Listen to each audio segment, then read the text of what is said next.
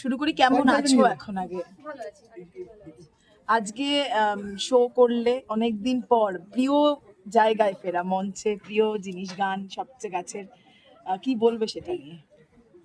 আম, okay, ভালো লেগেছে, সবাই খুব সাপোর্টিভ ছিল। আর এটা অ্যাকচুয়ালি এটা আমারই জায়গা, মানে স্টেজটা আমার জায়গা। বাট আজকে অনেকদিন পরে একটু প্রথমের দিকটাতে একটু কনফিডেন্সের অভাব ছিল, বাট ঠিক আছে, ভালো লেগেছে। পরপর নিশ্চয়ই এখন শো করবে, কারণ Yes, পুরোপুরি হ্যাঁ, আবার এখন পরপর আছে। Just, মানে যেগুলো ছিল পরপর, মাঝে কটা দিন এই টানাপোড়েনে আর কি বন্ধ ছিল। That's why আগামীকাল থেকে আছে টানা। আচ্ছা, আমাদের সকলের জীবনে আপস এন্ড ডাউনস থাকে। তোমার জীবনে বলবো এটা একটা ফেজ যেটা কেটে গেছে। শেখালো হ্যাঁ, অনেক শেখালো কিছু, অনেক আমার কিছু। মনে হয়। আজকে যেদিন যখন মঞ্চে দাঁড়ালে ঠিক কি মনে হচ্ছিল? টপ অফ দ্য ওয়ার্ল্ড কিছু কিরকম ফিল হচ্ছিল? না, মনে হচ্ছিল যেটা করতে যাচ্ছিলাম সেটা ভুলছিলাম, এটা মনে হচ্ছিল। তো এটাই, আর এটা আমি ফিল করেছি, যেটাই করতে যাচ্ছিলাম সেটা নেক্সট টাইম রিপিট তো আমি করবোই না, জাস্ট মাথাতে ভাঙবো না, কাউকে বলবো না, এটাই। আর দর্শকদের ভালোবাসা দেখে তোমার কি মনে হচ্ছিল সেই সময় স্টেজে? ওইটা মিস করতাম, কিছু একটা গন্ডগোল হয়ে গেলে, এটা হচ্ছে ব্যাপার। বাট আজকে এখানে দাঁড়িয়ে যে আমি হাসছি, বা আজকে স্টেজে উঠে যে আমি এতগুলো গান গেয়েছি, প্রায় 1.5 ঘন্টা পারফরমেন্স করেছি, সেটা হচ্ছে যে পজিটিভ কমেন্টস বা মেসেজের মাধ্যমে যে পজিটিভিটিটা পেয়েছি সেটার স্ট্রেংথে। তো এটার জন্যই অসংখ্য ধন্যবাদ হচ্ছে আমার ওই পজিটিভ অডিয়েন্সটাকে, যারা বুঝেছে। তাদের পারফরম্যান্স তো জমিয়ে হয়েছে এবং সবাই উত্তেজনা তুঙ্গে ছিল। হ্যাঁ, কিছুটা লাইভ করেছি পেজ থেকে, কিছুটা ভালো লেগেছে। খুব কলেজ স্টুডেন্ট ছিল, দ্যাটস ওয়াই আরও এনার্জেটিক ছিল। যে নতুন বছরের শুরুতেই কিন্তু তুমি একটা বড় লেসন শিখলে এবং পেলেও কি বলবে অন্যান্য, মানে দেখো তোমার যে প্রবলেমটা, আমার না ঘরে ঘরে এই সমস্যাটা রয়েছে এবং আমি আর এটা নিয়ে এখন কথা বলতে চাই না, আমার এখন এটা নিয়ে একদমই কথা বলার ইচ্ছা নেই। জাস্ট আজকে ফার্স্ট শো করেছি অনেকদিন পর, ভীষণ পজিটিভ ফিল করছি, সেটা নিয়ে এখন এগোতে চাই, সেটা নিয়ে থাকতে চাই।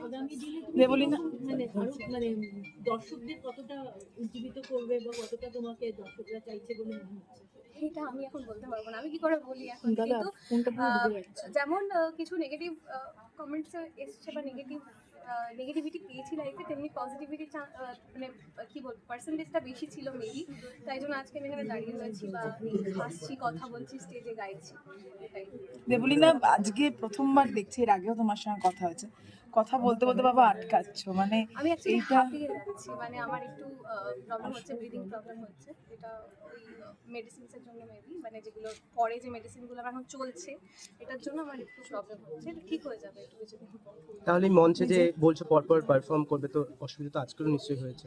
আজকে একটু হয়েছে, but ঠিক আছে, আচ্ছা, আর একটা বিষয়, যেহেতু এটা নিয়ে প্রচুর কথা হয়েছে, না বললে প্লিজ বলো না, কিন্তু একটাই প্রশ্ন, তোমার শ্বশুরবাড়িতে কোনো কন্ট্যাক্ট করা হয়েছিল? আর প্লিজ এগুলো করো না, এগুলো করো না, এগুলো ঠিক আছে। ঠিক আছে, কিন্তু নিজের মনকে এখন কি বলছে, নিজের মনকে সবার আগে অন্যরা বোঝানোর আমার পাশাপাশি আমার অলমোস্ট যেটা আমার হচ্ছে আইডেন্টিটি, মানে আমার মিউজিক ভিডিও, সেটা প্রায় 1 বছর বন্ধ ছিল, মানে আমি কোনো মিউজিক ভিডিও আপলোড করিনি।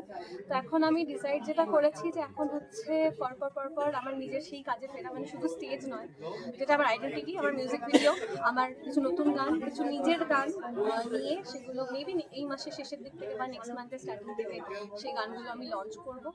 আর আশা করব যারা আমাকে এতটা পজিটিভিটি দিয়েছে তাদের থেকে সেটা আবার পাওয়ার সেই গানগুলোর মাধ্যমে। এবং কাকিমার সাথে অনেকটা সময় কাটাতে পারছো, আবার এটাও বোধহয় ভালো দেখো, লাগে। মা সবার লাইফে ইম্পর্টেন্ট, মা অপশনে কখনো থাকে না। এবার সে তোমার বিয়ে হোক কি না হোক, সেটা ছেলে হোক কি মেয়ে হোক, তুমি যত বড়ই হয়ে যাও না কেন, আমার মনে হয় মা বাবা সবসময় সাপোর্টে থাকা উচিত। সেটা আমি তো অপশন বলে মনে করি না, তো এখনো আছে, থাকবে, যতদিন মা থাকবে, মানে মা বাবা যতদিন থাকবে আমার সাথে থাকবে। Thank you. ভালো থেকো। দেবলীনাদি, তুমি তো স্টেজ শো করে এলে, আমরা শুনলাম, তো একটা গান কি হবে? আর পারছি না, আমি হাঁপিয়ে গেছি অলরেডি, আমি আবার এখন ব্রিদিং সাফোকেট হচ্ছে আমার, প্লিজ এবার আমি